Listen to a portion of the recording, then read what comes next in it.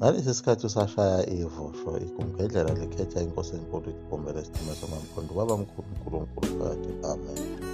Zihlalaphi lezi ntuthwane ezibomvu? Kusho uShaka. Phela uShaka lona wayehlakaniphile kakhulu, ingakho wayefuna ukuthola isiduli salezi ntuthwane ezibomvu, ngoba wazithinta nje kanti awazi ukuthi zingaki lapho ezihleli khona.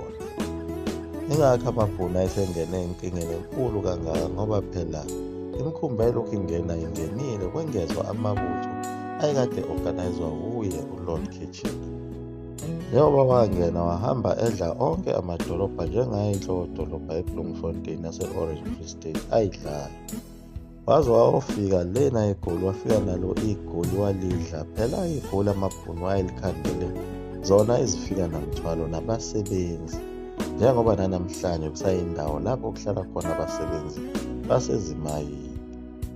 Ngamanye amagama amabhunu ayikhande iGoli ukuthi libe inkopholo, lapho bonke osomabhizinisi bokufika kanye nazo zonke izisebenzi zokufika zisuka emazweni onke omhlaba ziphelela khona. Umuntu oyisifiki wayengavumelekile ukuthi ahambe egcwaneke kulo lonke izwe aze eyofika enhliziyweni yezwe. Ngalesi sikhathi amabutho awamangisi phela emasha engena khona emadolobhaneni awo amabhunu, mayehlangana nebhunu eliphethe isibhamu mayelilahla phansi ngayo inhlamvu, bese kuthi lawa aphakamisa izandla azinikelayo ethathwe eboshwe. Njengoba bagcine bethola amabhunu awo 14,000 athatha babopha, ngoba phela ayesezinikela. uLord Kitchener wayijulele kakhulu le mpi yakhe yesibili nawo amabhunu, ngoba phela wayeseshise izindlu zamabhunu ezazibalelwa ko-30,000. Waphinde wayalela izizwe ezisondelene nawo amabhunu ukuthi zingalokothi zibanikeze ukudla. Washisa onke amaplaza ayekhona, amaplaza amabhunu ukuze ezolanda. Ngabe sephinde ebulala amadolobha awo amabhunu angaphezu ka-40, wawabhubhisa onke ngomlilo. Waqede lapho wabulala zonke izilwane zawo amabhunu, wabulala amahhashi, izinkomo, izimvu. Wasethatha zonke izingane kanye nabantu besifazane nazo izisebenzi zakhona emaplazini ezaziyisebenzi abantu abamnyama, waziqoqa zonke ngesankahlo, wazithatha wayozithi chala kahla lapha kule nkambi phela ayeseyikhandile ibiyelwe. Kulapho phela okuhlushwa khona izingane zamabhunu kanye nabo abesifazane bamabhunu. Ngalesi sikhathi amabhunu eboshiwe, amanye ehlezi emahlathini. Wabe sethi ya senginqobile-ke manje, ngoba leli bhunu elihlezi ehlathini elinenkani liyothi maliphuma lithi liye emzini walo liwufice ushile, kungekho ngane, kungekho mfazi, kungekho kudla.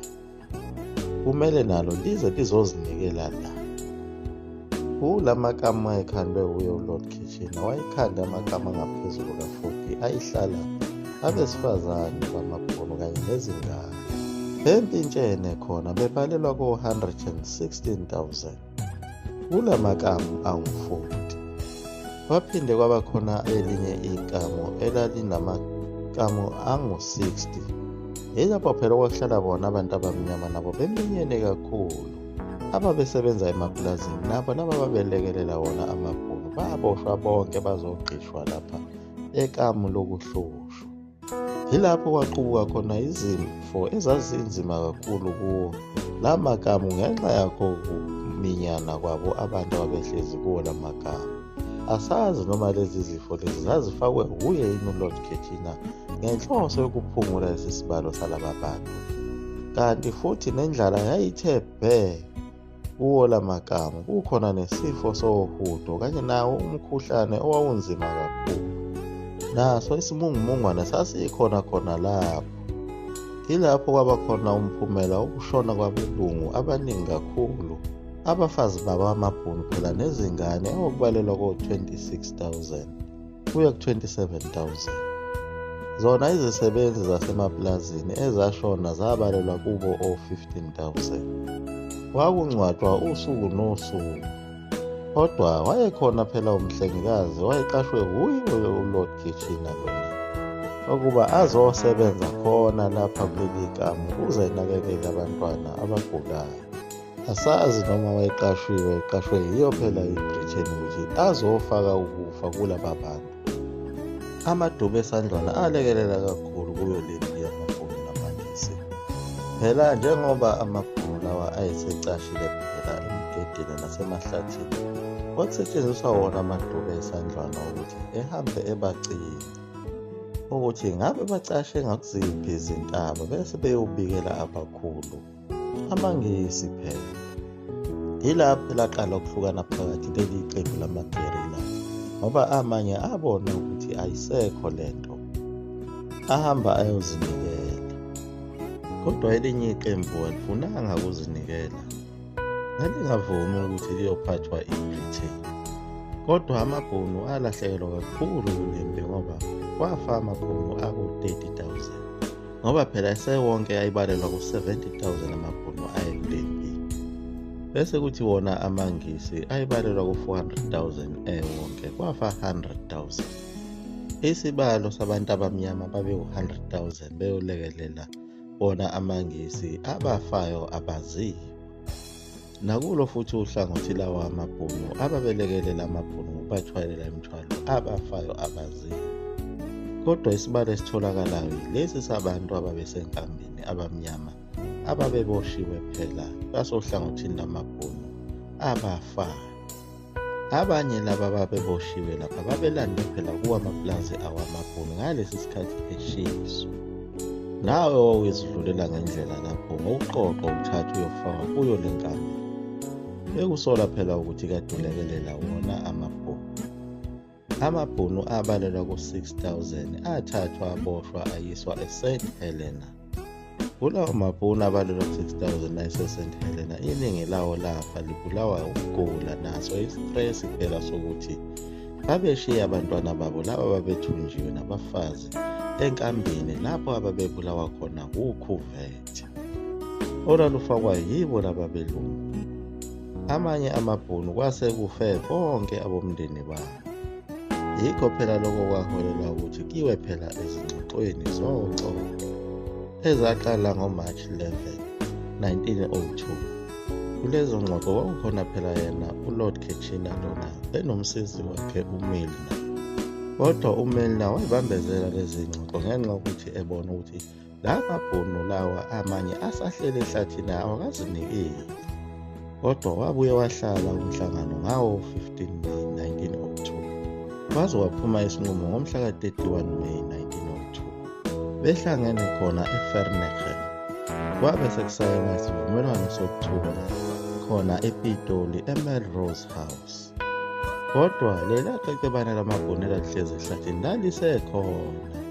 Lisafuna phela ukulwa kodwa alisekho phela izinhlamvu kahle nazo izibhamu. Phela lamabhunu yiwo lawayehamba efihla izimali emigedeni lapho kuthiwa khona imali yezipho. Ayethathe wonke umcebo wawo wawukhona emaplazini awuthukusa kuyo imigede lena. Lapho ayefihle khona lezi imali, amanye afela empini, amanye afela emajele. Kwagcina kungazekanga ukuthi lezi zimali zafihlwa kuphi.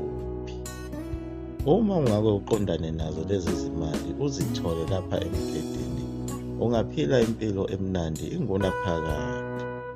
Ngoba phela kwakuyimali eyinamandla kakhulu, eyayikhandwe ngalo igolide iphelele yonke ingaxutshwe nalutho. Kwakuyiyo imali kwakuthiwa iKruger Rand phela lena inekhanda likaPaul Kruger owayengumongameli wakhona eTransvaal. Kanti nawo futhi amangisi ayeyifihlile nawo imali kuyo imigede. Lapho phela kuliwa khona babethatha izimali zabo bezishutheke kuwo emigedeni lapha. Njengoba kwakuliwa kusukela khona eNquthu nakoDandi naseMnambithi naseHlobane kuze kuyofika khona eTransvaal, eBloemfontein, eKimberley nasemafikeni. Imigede kulezo ndawo ifihle wona umcebo wawo amabhunu kanye nawo amangisi.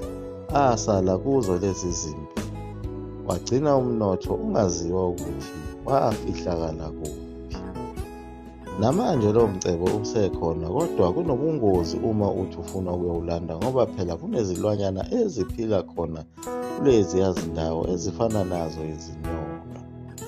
Liyaguqa igumgedlela mzulu amafutha umfufuthi into nesoka phakathi kwabo.